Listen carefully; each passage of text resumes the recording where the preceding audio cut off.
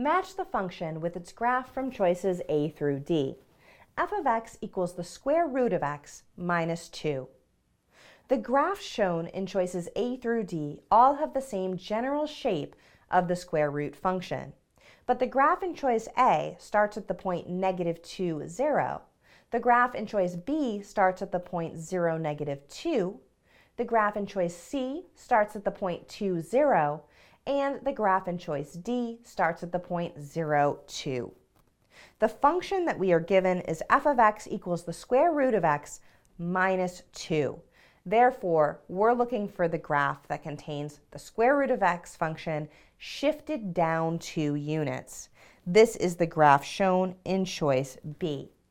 As a quick check, we can substitute 0 for x in the function, and we see that f of 0 is equal to -2. And we can verify that the point 0, -2 is the starting point on the graph shown in choice B.